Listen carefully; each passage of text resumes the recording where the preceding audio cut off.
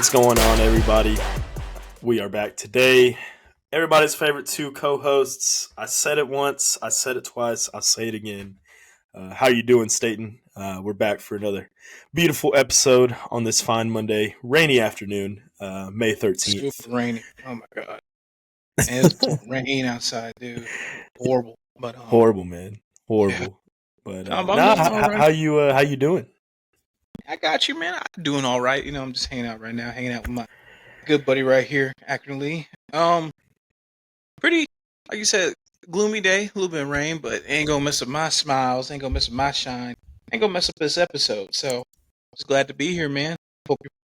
Hope you're enjoying your day on your end. Oh yeah, and it's surprisingly, like you said, it's been pretty gloomy today, but you know, ain't nothing wrong with a little bit of rain, just as long as we're staying dry out there. Hope all our fans are too. For everybody that's here in the Metro Houston area or anywhere that's getting some rain right now. I know it's been a little wet out there, but we're good. Lots of stuff to talk about today. We're very excited to be back with you guys. I know it's been a couple weeks here, but it's all about cranking out that content and getting a fresh episode going for each of you beautiful souls out there. So couldn't be happier to bring it to you guys today. Starting off, though, I want to get into our first little segment here. And that is going to be our sports side of things. We're going to, kind of do what we typically do, start off with that. But briefly want to talk NFL just because the NFL schedule I know will come out after we drop this episode. So we're not going to get into predictions yet just because even if we did, like we have the opponents and what we think and stuff like that, I know, but it would be coming out after, obviously our episode drops. A little premature, but nonetheless, I mean, how excited are you? It's finally kicking off the summer with the schedule coming out this Wednesday, May 15th. Does that get you ready to go, or you get more excited around the time training camp or early OTAs start? Man, I'm excited right now, but I'm just excited because there's talk about it, man. I love me some basketball. Basketball's awesome and it's great, but it's just something about that football season coming on. The weather's changing. The city's more kind of pumped up about, their home teams. You know what I mean? Whatever team go for it, Cowboys, Texans, whatever team. Their boys about to be back on the field. So that, football has always been my number one go-to sport. So I definitely am excited hearing all this news and all this buzz going on. So I am excited for Wednesday when that schedule comes out. I'm really curious to see what day we're going to play them Texans now. You know what I mean? I'm hearing Thanksgiving. I'm hoping Thanksgiving, but, I'm not going to jump too ahead of a gun. But, yeah, I am really excited about the season coming up.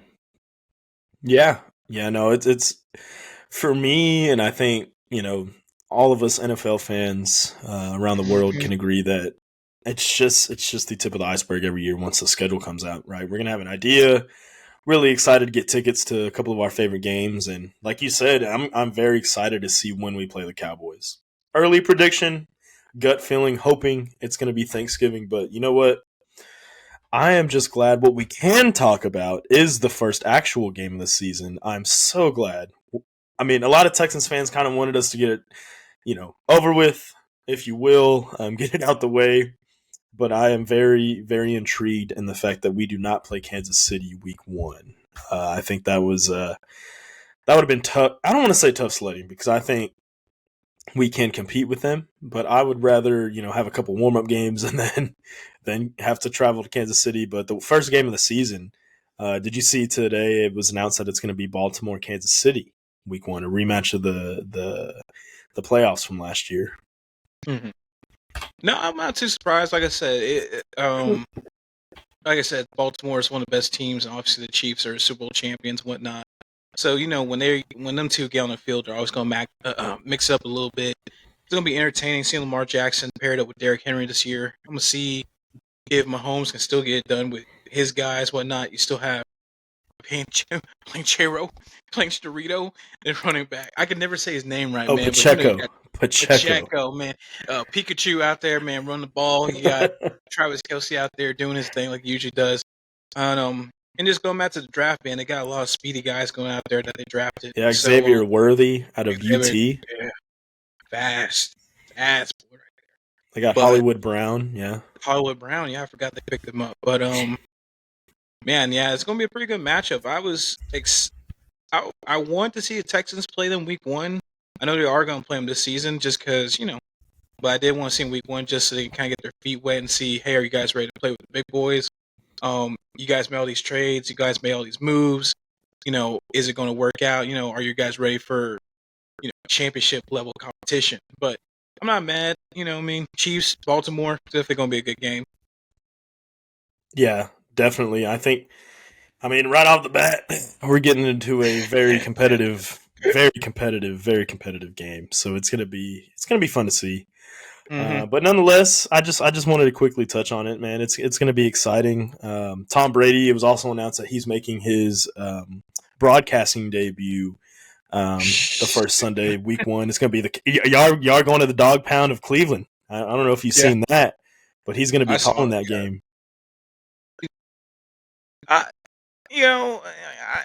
It's going to be here and there. Like I said, I think it just depends, man. We just brought Zeke back, man. We still got, obviously, CeeDee Lamb and Dak and all those boys. But going in there and doing them the way we did them with Joe Flacco, obviously they're going to have Deshaun Watson back under center, hopefully. It's going to be an interesting game. Like I said, I don't think it's going to be very high scoring. It's going to be very 24-17 kind of game, here and there, kind of getting your feet wet. A little bit of offense, a little bit of defense. Yeah. Kind of little spurts here and there. I think that Mike Parsons is going to have himself a day, but overall, I will have to take the Browns over the Cowboys just because I think in recent years we just struggle at trying to beat any team on the road, and especially with a team that is not completely awful, but they're not the best team, but we always just play below expectations. So I don't expect us to win opening game, but it will be interesting to see. Oh yeah, definitely. Yeah. But yeah, I think it's. Go ahead. No, I had a question after you get done. I got you about my boy Brady for a second. Yeah, no, I'm very, very intrigued to see when we play the Cowboys. That's going to be what I'm looking out for. And then number 2, when we have to travel to teams like Green Bay. I know we play in Green Bay, Kansas City, obviously. Mm-hmm. When we're going to play the Bills on prime time, so it's going to be very exciting. Yeah. But yeah, no, that's all I got to say about it. What was your question about Tom? About did you see that roast? Not playing. No, dude. That was another episode for another day. But I'm just kind of curious. What's your predictions with this? With them calling the game, man? Are you going to get what? Do you think he's going to be a natural at it? Do you think he's going to have to kind of work into the flow of it, or do you think? I think he will. I think he's going to be a natural at it. I mean, Tony Romo. I was trying to remember Tony Romo and Jim Nantz. They're on CBS, right? So yeah. Fox. It sounds like Tom Brady's going to take over for Greg Olsen. I don't know are they still going to use Greg Olsen? I don't. To what capacity? They might move him to the desk with Gronk and all. Oh yeah. Yeah. But nonetheless, I think he's going to be a good broadcaster, man. I mean, he's a quarterback like Tony Romo was, although Tom definitely won a lot more. I think that I think he's going to be a natural. I think a lot of it depends on how smooth I guess he is at calling the game itself. But I would imagine that he's going to be in there in a good situation, and he's going to do pretty solid.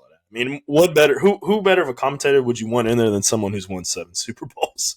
He's been around the block a time or two, so I think he can excel at it. Mm-hmm. What do you think? What are your expectations of how he's going to do as a broadcaster? I guess as far as football knowledge, obviously I don't doubt him and where he's coming from. Like I said, that's a 7-time champion, 4-time league MVP. It's Tom Brady. I mean, he knows the game in and out. But it's really just up to the personality and how he goes with just commentating and whatnot. I know a couple of guys that all-time greats, and they get switched over to the announcer roles. And they just seem to struggle at their timing, seem to struggle at trying to call plays on the dime, try to memorize players and stats and everything like that. It's a lot coming at them. I'm not saying that he doesn't have that intelligence or that awareness to call the game as is, but some people are not always naturals. Um, I think Tony Romo was just a God given natural. I thought that as soon as he got on to announce for CBS for Jim Nance, I thought he was just like on the dot. But not everybody has that kind of just natural, you know, pop when it comes to calling games and whatnot. So I'll just have to see when he is live and he is calling that Cowboys and Browns game if he does kind of get to it. And obviously, it's going to be his first opening, announcing game. So he's going to probably have to catch up with everything else between.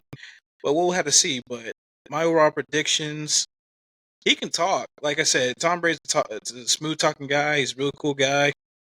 It's just, is he an interesting enough personality for TV? And that's really what I'm trying to see. You know what I mean? Exactly. Yeah. No, I agree. Yeah.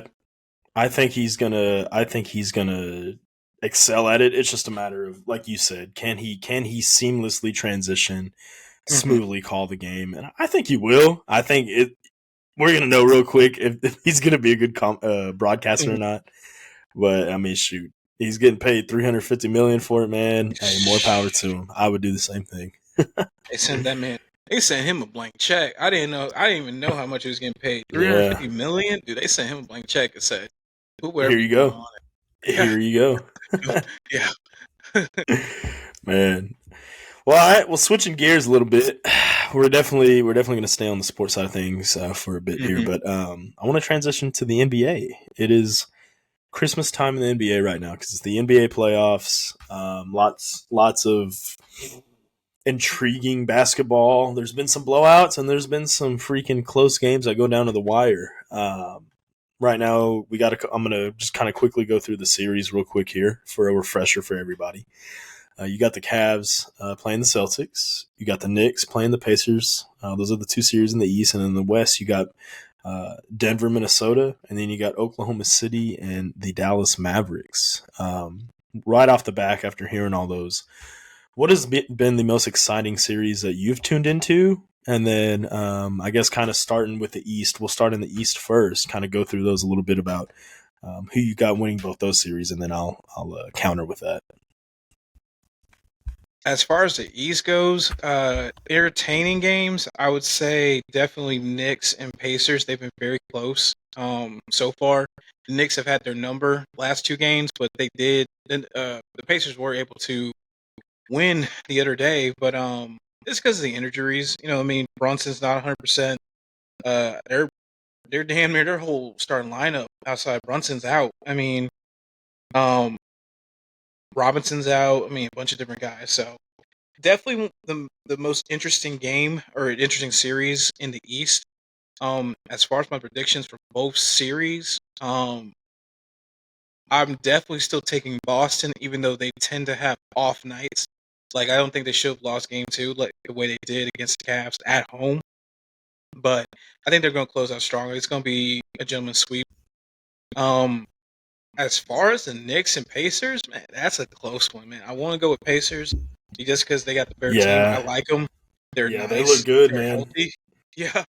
Um, It's two they're teams. It's two teams yeah, heading in a little bit of two different directions, I would say, because the Knicks are pretty banged up. yeah, they're very banged up. Like I said, I give it to Tom Thibodeau, man. The way that he keeps them competitive, but I with the way that they're going and how banged up they are right now, I can't see Brunson just putting team on his back and get it done by himself. So I do see Pascal and Halliburton and all those guys kind of getting together and um rallying and beating them out in the series. So I do pick Boston and I pick Indiana to win their series, both of them. So yeah, Okay. Okay. So Indiana, Boston. Wow. So what I got, I agree. Yeah, because I mean, truth be told, Cleveland is playing Boston right now in Game 4. It's 2-1 Boston in that series, and they're up 11. It's 48-37 as we speak. So, and no Donovan Mitchell tonight either, which is just a huge blow to the that's a Cavs. huge Hey, but we'll get this is a story for another day. But he'll look real nice in a Rockets uni very very soon. But anyways, we'll get into that once we get into more closer period of time to the draft and we start talking about trades and free agency and all that. But anyways, nonetheless, yeah, I just Boston is a they were number one in the East for a reason. So I see them winning that series. And then Indiana, New York, believe it or not, I started off thinking that New York was going to win. I have now been swayed. I got Indiana winning that series in 6 games. I think that they go to New York. I think they go to New York and win this next game tomorrow. And I think that they can close it out in Indiana. I think that they'll win the next 2 games. I'm going to go bold prediction here. Now, obviously, we're going to drop our episode tomorrow. Let the chips fall where they may. I may be off on tomorrow's game, but we'll see. But nonetheless, I got Indiana, New York winning, coming out of the East. And then transitioning a little bit to the West, it's two damn good series over there as well, man. You got a deadlock 2-2 Minnesota Denver. I want to start with that one before we get into the OKC Dallas one. What's your reaction with what Ant-Man's been doing, bro? How they started off, now how Denver has come roaring back with 3-time MVP Nikola Jokic. Mm-hmm. Being as you saw firsthand as a Laker fan how good and all of a sudden Jamal Murray goes off against the Lakers. Well, now how do you compare what they're doing to the Timberwolves and how that series is going? Man, I gotta be honest with you, man. I looked at Timberwolves and I thought they were just gonna sweep them. I thought that with Ant being that hot, with Karl-Anthony Towns showing up, and they were doing all this without Gobert. For a game, I think it was game 2, he was out, but you got Mike Conley and all those boys out there, hitting shots, playing a lot of great defense, really shutting down Jamal Murray. He was not Jamal Murray, MPJ, KCP. They weren't hitting the shots that like they were hitting against the Lakers. So I'm sitting there looking at games 1 and 2. I'm like, dude, this is a nice team, man. They're playing great defense. They're getting after the ball. They're pressing. They're picking up Murray like half court every time he crosses the court. The half court line, man.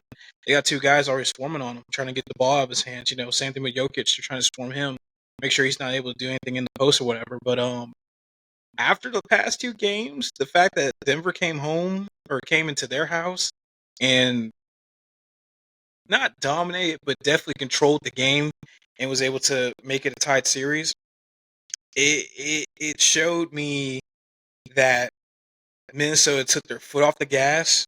I think they got very comfortable. I think they thought that Denver was going to back down and just kind of allow them to just take game 3 and 4. But obviously, you can't just expect them to kind of give it up because these are the champions. You got 3-time league MVP in Jokic. You still got a shot maker in Jamal Murray. He finally started making shots that he was making against the Lakers. They are champions. They are the champions. So, you can't just take your foot off the gas. But as far as the series going, I want to say it's definitely not better than the Mavs and OKC. I think that's definitely the more interesting series out the West. But I take Denver in 7, just because I think that Denver now has their confidence back. They're going back into their home court. I think Jamal Murray's going to have a great game. Jokic is going to be Jokic. I think MPJ and KCP are definitely going to be the 2 guys that are going to step up. Aaron Gordon's going to do his thing, but yeah, as far as that series, I think it's going to be Denver in 7. So, wow, really? Okay. See, I'm going to go against the grain with you on that one. I think I got. For real, man. I think I got Minnesota bouncing back. I think I got them winning that series as well in 6. Now I could be wrong.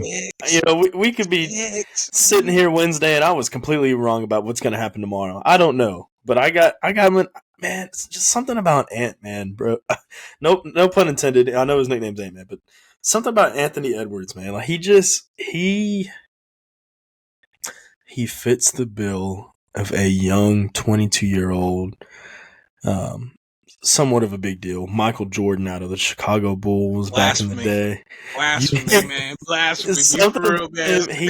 I'm not saying he's Jordan. I'm not here to compare him because I agree with him. They need to stop comparing him to Jordan because he ain't even won a ring yet. And he was like, look, that's the greatest of all time. But something about the way he plays, my 2 eyes have seen just a young Michael-esque in his game because he's a dog, man. He's a straight home run hitter, man. He can take over a series, man. He had 43 yesterday and they lost, but I won't get into his supporting cast. That was blasphemy. But Anthony Edwards is great, man. Now, however, is it going to be easy? No. Is it going to surprise me if Denver wins at home tomorrow? No.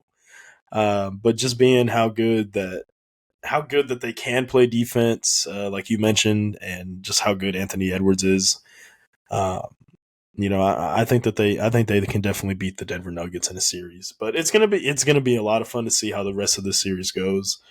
Nothing's off the table, and so far it's been wild because all road wins, right, by both teams. No team has won at home yet, so something's got to give. Something has got to give. But we shall see. I think it could. You're right. It probably has a good chance of going back to Denver, but I can see it going in 6. But with that being said, yeah, man, I pound for pound, I think it's up there with that OKC series, OKC Dallas. But it'll be a good one nonetheless. But That's what you think? OKC and Dallas. Yeah, It's been competitive. Man, Luka and them been going at it. Shea Gildress and them. It's a lot of defense. The crowds. yeah. I always forget how pumped the OKC crowds get, and Dallas too. Like I said, they definitely go at it. Yeah, it's good to see playoff basketball back in OKC. You ain't lying. It feels like it's been ages since KD, Russ, Harden, all them boys, right, at one point or another. Yeah. But, man, it definitely a competitive series. Definitely the most interesting series out of all of the 4 games that are being played. But in that series, that's a little tighter for me to pick because OKC is a nice young team. And the Mavs, they got Luka and Kyrie and those guys, man. But overall, I don't have a problem with taking the Mavs at 6. I think that Shea just because of experience. I think just because of experience. Shea is great, but OKC is an extremely, extremely young team. Lots of talent. I think that team's going to be a force to be reckoned with now for the next few years. Don't get me wrong. I just think if there's a team that I can't bet against Dallas because Kyrie's got playoff experience. Luka's obviously Luka Doncic. He's great. They got pretty good role players as well. Daniel Gafford has been kind of playing in and out of his mind lately. It's been crazy to see him do pretty good. They lost like guys like Seth. Well, I think the biggest picker was PJ Washington right now. PJ Washington shooting, man. Yeah. He ain't around his ex baby mama talking about spark notes with Cam Newton anymore. But we won't talk about that. Spark notes. Oh man, but Jason Kidd, man. This is the second coach. How many teams does Jason Kidd coach for? He's coached for. I think he's coached for the Nets. He coached the Bucks. Remember starting out, didn't he? Bucks, yeah. And then now he's coaching Dallas. Yeah. So he's a good coach, man. Jason Kidd is he's a player's coach.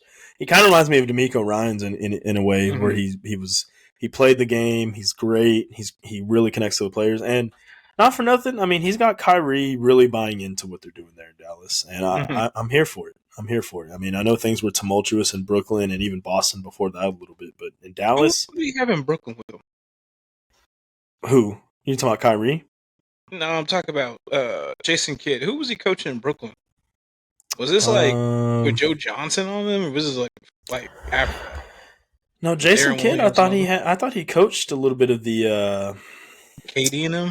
Yeah, I thought he did. I don't know. I could be wrong. I remember. I don't remember him doing it, but yeah, I was sitting there watching the game the other day. I'm like, dude, Jason Kidd's a pretty damn good coach. Like, I think he just needed to be in the right position. Like, and this isn't like crazy. He had to have the right players to buy into his system, I believe. But yeah, as a coach, no. This was way back with Brooklyn. He coached.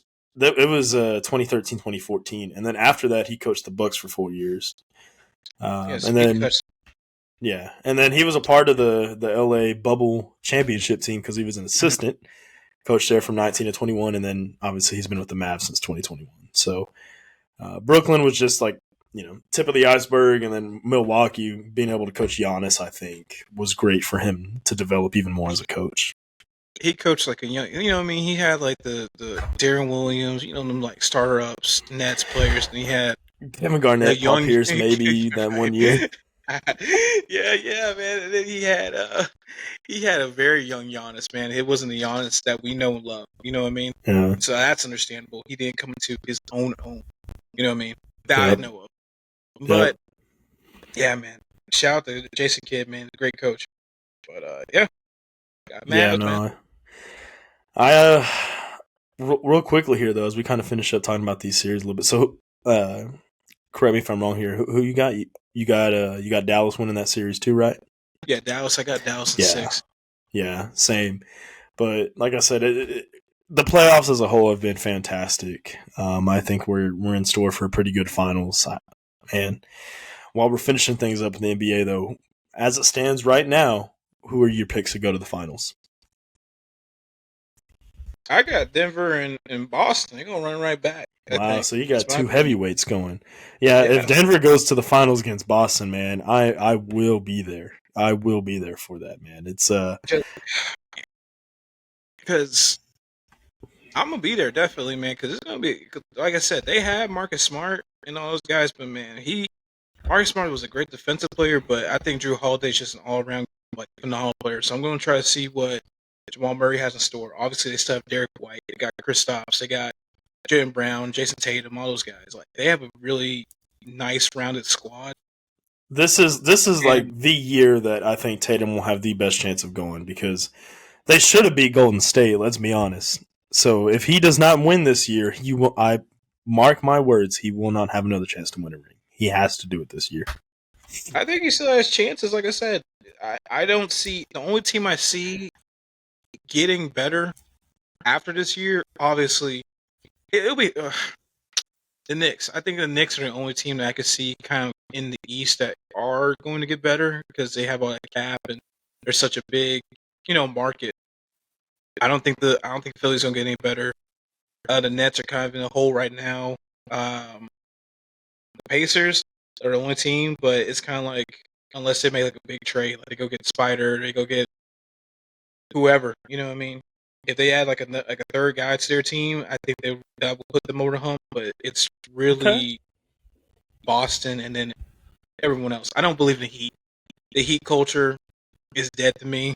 I like It's dead to Spoelstra. me, It's dead to me. No, like they're competitive. Don't get me wrong. And obviously Jimmy Butler didn't play, but I man. mean, Yeah, it's that all little talk. rift with him and Pat Riley. I don't know about Dude, that. Pat had every right to say what he said, He man. He did. said, Jimmy's over there talking like it's like, dude, you're not yeah, even playing. like you sitting there barking and chomping and all that stuff. I'm like, dude, your team getting clapped out right now. You're not even on the court. Yeah, And you see him run your mouth, you should be able to get out there and play with whatever you got going on. But exactly. I, they're gonna hold on Nonetheless, to Jimmy. No, my fault. Go for no, you're good. No, I'm it. No, agreeing with you. I was just saying, yeah, nonetheless, yeah, he had no room. he had no room. Like I said, Heat culture kind of dead to me. I like Eric Spoelstra. They're obviously not gonna fire him. He's a two-time champion. Yeah.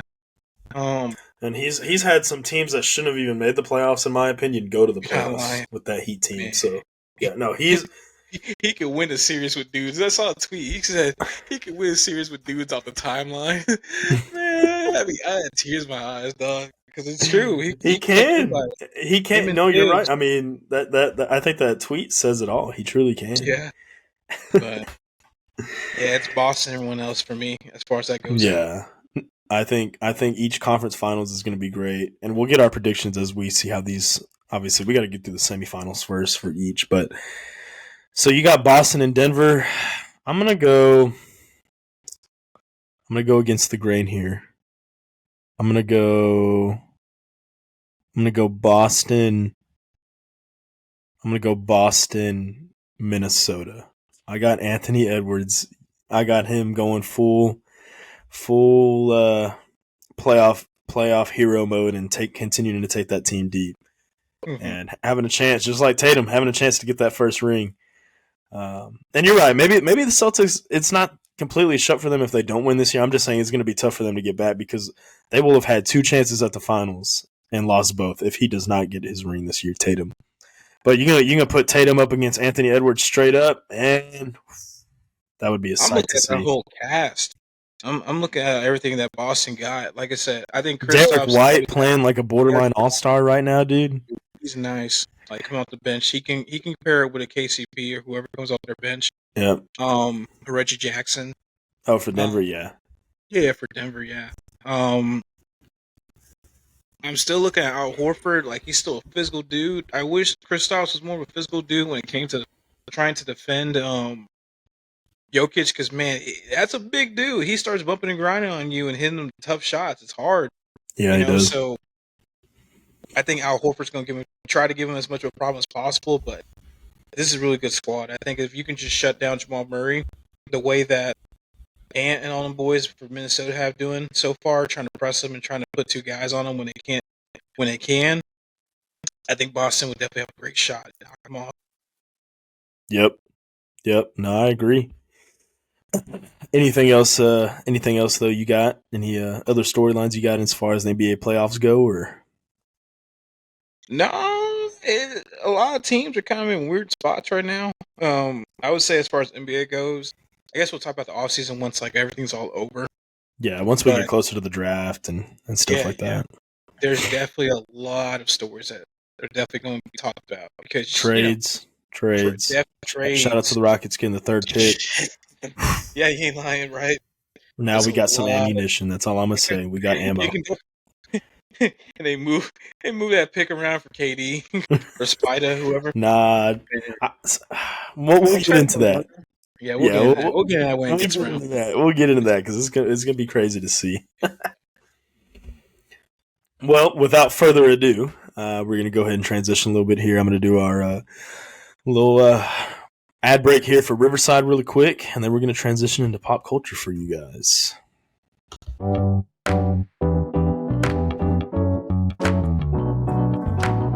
Powered by Riverside.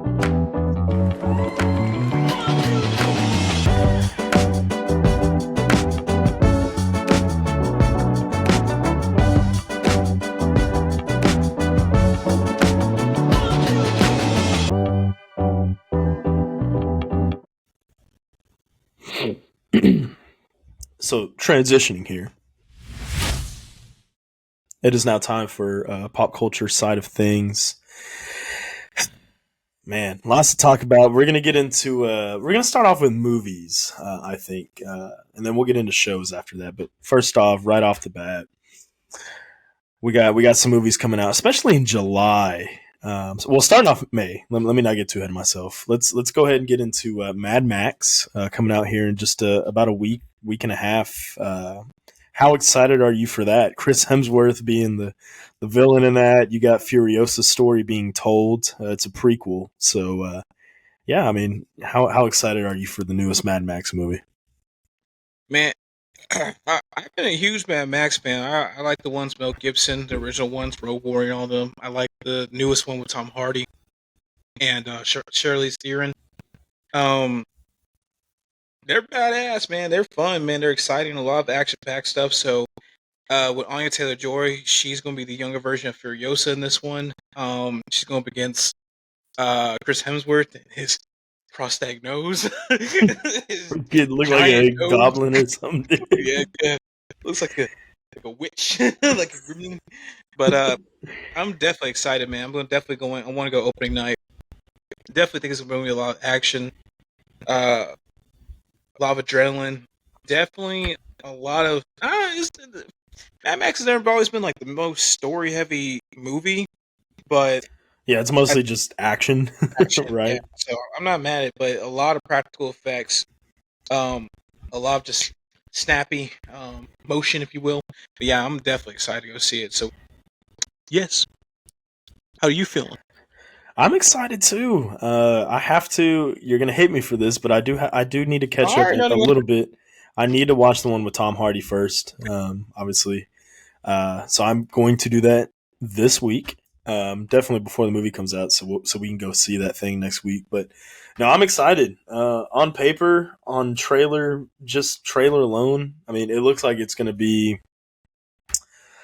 I think it'll be between an 8 and 9 out of 10. I think it's going to be pretty solid. Lots of action. I agree. It looks like you're right. There's not ever really been too much story focus. I think this one has more of that, especially telling her story. So it's going to be really cool. Like you said, Chris Hemsworth, great actor. You said Anna Taylor-Joy, so Mhm. it's gonna be a lot of fun to see, man.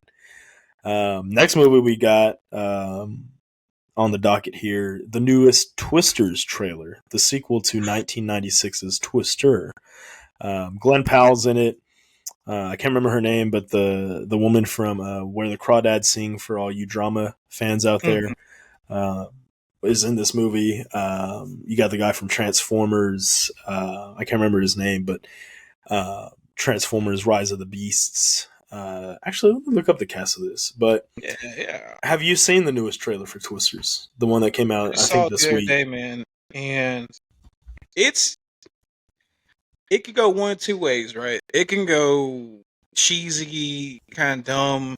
Why did they ever make a sequel to this? It was no one asked for it, or stay with me now. It could be Top Gun Maverick, like levels, like oh man, like we Yeah. definitely need a sequel. I'm hoping it goes that route. Like I said, I love Glenn Powell, a lot of charisma coming out of that guy. Um, I don't know. What's different? There's two Twisters. This Twister has a twin. Nah, but it's a disaster movie. I've always been a big fan of disaster movies. Just seeing stuff get destroyed, whatnot. But I think it's gonna be a lot of adrenaline pumping and definitely go and check it out. So Yeah. yeah, Yeah, no, I'm very excited. Anthony Ramos is his name, by the way, and then Daisy Edgar Jones. She is the one that was in Where the Crawdads Sing and some other stuff, some other good projects. But yeah, no, like you said, it's either gonna be or it's gonna be kick ass as far as like cinema, the way it looks, the graphics, that's seeing the real some cinema, stuff get destroyed, baby. man. Regan, I'm gonna put on some Wranglers boots, fucking cowboy hat. I'm gonna go tornado Oh, wrangling buckle. when this movie comes out, dude. I will go see the movie in that attire. I have to. It's only right. So I have a little bit higher expectations for this movie. I think it's gonna be good. Obviously, you're right. It's not a sequel that we really anticipated until recently when it was announced. But this is gonna be exciting. It looks good. It looks like it's gonna be pretty good. But yeah, I'm gonna go get me a red Dodge Ram, and we're gonna go fucking tornado wrangling, dude. Get ready because we're going up to Oklahoma. And shout out to Man, Luke Combs, by the way. He's dropping a new song, and I guess they're dropping an album for the movie. I don't know, but I heard that cool. little snippet on TikTok, and it sounded badass. So you know what? I'm a tornado wrangler now. I'm ready, dude. I said tornadoes. But it'll be exciting. If Capping you off feel things it, though here. Oh, go ahead. if you feel it, is that If what you it says in the feel trailer? it. If you feel it, chase it. Man, what? Shout out to Glenn Powell, man. Though, no, it'll be at the very least, I think, pretty good.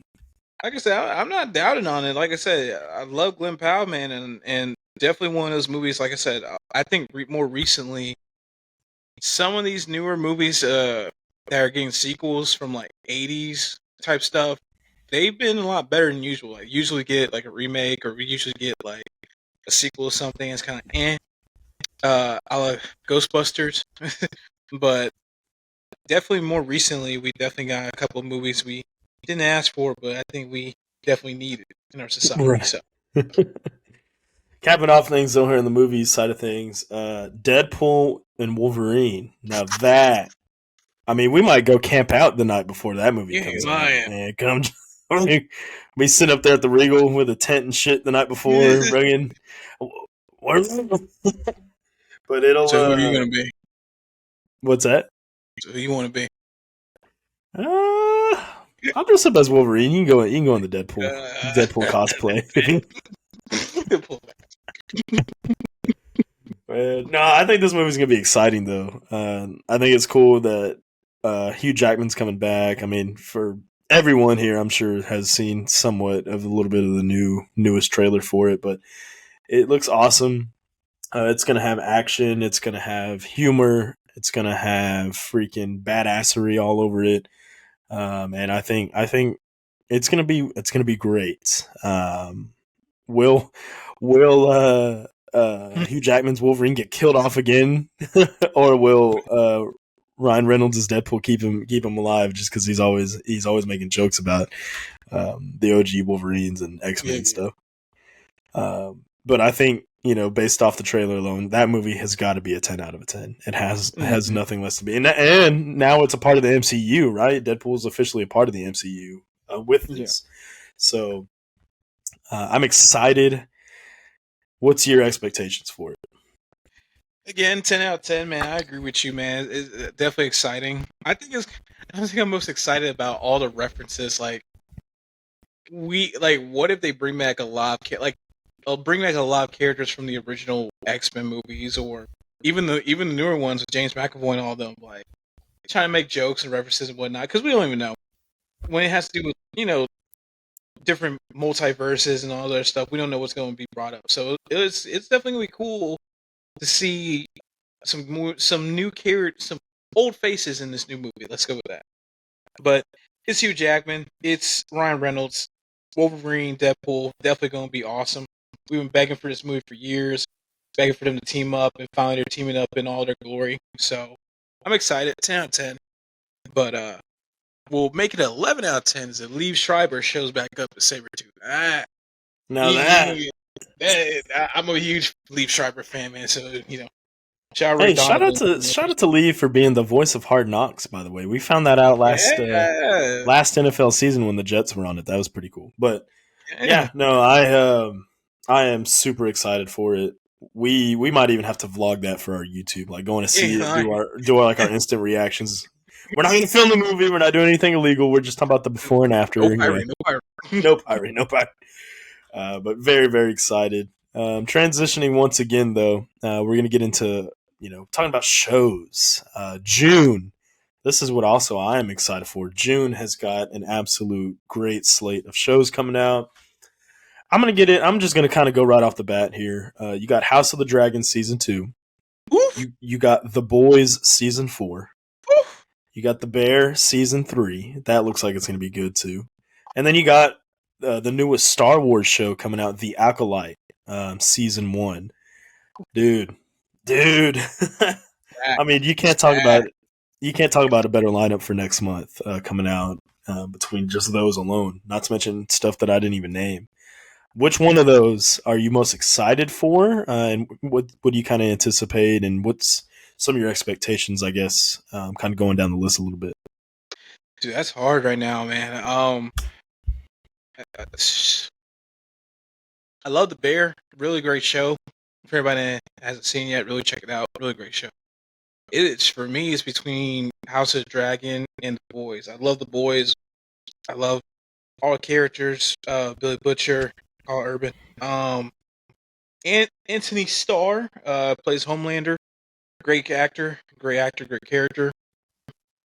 If I were to have to close my eyes and just make a decision right there, gun to my head, I would take House of the Dragon. I'm a huge fantasy fan. I'm a huge Game of Thrones fan, and I love Season 1 House of Dragon. So yeah, it just a not a cliffhanger, but a cliffhanger basically from the last episode.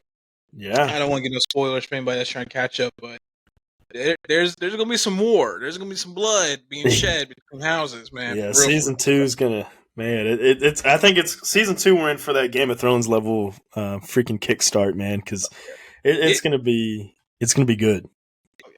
It started off slow, you know what I mean? But the same thing with Game of Thrones, the original series. Yeah, man. It started off slow. Once you get past Season 1, then you really get into the thick and thin a little bit, I think once you get past a couple of the episodes, man, couple episodes, it's kind of like, and then once everybody gets older and whatnot, we start kind of getting into the actual main story. Right. That's when it starts picking up, and you start seeing, hey man, these people, they're blood, but they ain't blood, man. They're willing to do what they need to do to get the throne, to get what they were going to be. You know what I mean? So yeah, that's what I love about Game of Thrones and just that universe overall. No, I agree. I mean, listen. For me, I would have to agree a little bit, although I am very excited for The Boys and The Acolyte. The Bear, I got to catch up on. Definitely going to watch it, of course. And once we get into June and we start watching some of these series, we'll definitely have our reaction for all of you guys. But The Boys Season 4 looks like it's gritty, a lot more blood being shed than that, man. That's going to be exciting. I got to catch up for that. But The Acolyte, the time when the Jedi are falling, being killed off, like you said before, Episode 4 of the Star Wars saga. This is it looks gritty, and for it to be a Disney show, it's a little darker. I mean, we're gonna see some bloodshed in the Acolyte as well. So all these shows are gonna have their certain. I think the Bear's gonna have great charisma. I think these other three are gonna have great action, right? So I'm very excited. If I had to rank them as far as excitement, it sucks because for me it's like a 1A, 1B, 1C, 1D. But I'd probably go House of the Dragon, The Boys, The Acolyte, and then The Bear. I'm truly intrigued to watch all of them. I could agree with that. Same list. Acolyte's gonna definitely be cool, man. I'm sitting here thinking about it because I like the way that Disney's doing when they're trying to tell these different stories. They're trying to pull away from the Skywalker saga story, and they're trying to tell these darker stories, if you will. Yeah. So it's going to be interesting to see kind of like the fall of the Jedi and kind of like that whole time span or whatever, because everyone was getting murdered. Like, you know what I mean? Like, it was people, all the Jedi were dying. Like, it was a manhunt. Yeah. So. And it sets up Luke, right? Yeah. Does it set up Luke? No. I'm not saying it sets up him right away. I'm saying, but it sets up the events of the Luke Skywalker saga. Then he is alive. Because you got to remember, eventually he does become the last Jedi, right? So we think at the time, though. At the time, so we think. So we think, but it sets him up for being one of the only Jedi. I better word it that way. One of the only Jedi remaining at that time. I'm trying to remember. I'm trying to remember a little bit. I saw the trailer. Is it going to kind of set up Darth Vader too? Because I think we've seen Darth Vader, but we haven't seen Darth Vader like the way that we want to see him. Where it's kind of like he just got put in a suit and he's already on a tear. Like, is it going to show that version of him, or it's kind of interesting to see, man. Like how, because in the originals, the 4, 5, and 6, man, they always talk about, man, Darth Vader, man, he was killing millions, like he was blowing up planets, man, he did not. Damn. So I'm trying to see, like, is it going to show little bits and pieces of how dark that dude can get, or is it going to be focused on, these last Jedi trying to survive and this manhunt stuff, So I am curious. Acolyte piques my curiosity. Yeah, definitely. We will each definitely be there for that. Okay. I'm super excited though. Our watches of the summer are going to be great, man. They truly are. Between the movies alone and all these fantastic shows coming out, I'm very excited for pop culture this summer. But other than that, I mean, that's all I really have on that. I'm excited. Lots of stuff to come out. Hey, one last thing I will cap off, just for funsies here, just to get a little chuckle out of all of you beautiful fans out there. Shout out to the Shrek franchise, man. I rewatched him last week. Because Shrek is on Netflix, and then it's also on Peacock. Man, I binge watched them 2 nights in a row last week, from Shrek 1 all the way to Shrek 4. Might even rewatch the Puss in Boots movies, man. You just forget. Okay, listen. As an adult, you forget how funny it was seeing it as a kid, and then you also get a little bit of the adult humor that's in it, man, that you didn't get as a kid. And those movies, they were amazing. Shout out to Mike Myers and Antonio Banderas, all that great cast, Cameron Diaz, Eddie Murphy, because it was. You got to watch Shrek if you haven't watched it in like 2-3 years, man. Go back and watch the Shrek movies, man. They're funny. Love it, man. No, it's that's not dumb humor, but it's like you gotta kind of be quick on your toes, kind of humor, because they're classics. They're classics, but it's Shrek 2, man. Like when they're sitting there and they're watching the video, this is when Shrek and all them like took that potion, all them like ants and stuff, and they're basically playing. Oh, he's running on a white Bronco, like the OJ shit. And they have chasing my white Bronco, Ryan Donkey. And had they had him in handcuffs and they pepper sprayed him with the damn pepper shaker or whatever. Yeah.